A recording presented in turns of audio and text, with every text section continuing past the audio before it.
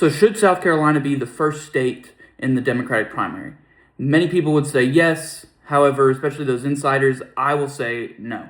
Personally, I think that having Iowa out as the Midwest state and being the kind of first in the nation in terms of how they do their caucus, everybody goes to Iowa, tries to get a ground game going. I think that is actually really good for Democrats, especially trying to connect with rural voters, trying to connect with Midwestern voters.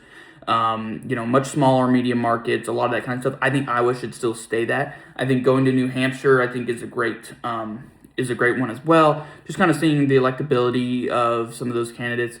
I think after that, where most people are kind of pushing towards South Carolina, and they're the third one in that state, I would actually change and go to Mississippi.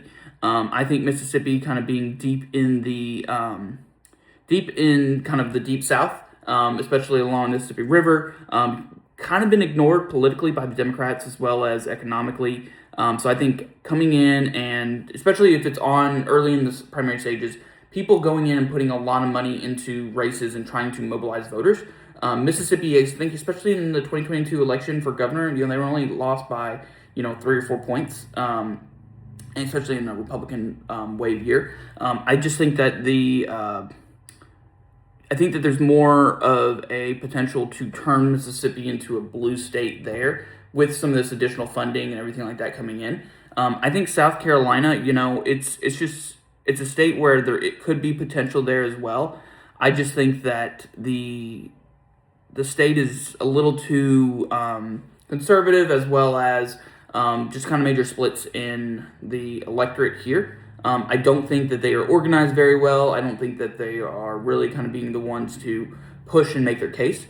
Jim Clyburn is really just kind of the one who is kind of managing all of the relationships there from the Democratic Party. He's kind of the Democratic senator in South Carolina who really is just a House of Representatives. So he's kind of got a lot of sway there. So I think that's kind of what it is, especially with, kind of Biden and that relationship. So I think Mississippi would be a better state. I think after that, I would go into something like Nevada. I think that's a good state to have there, as well as then I would go into like Montana or Idaho or the Dakotas.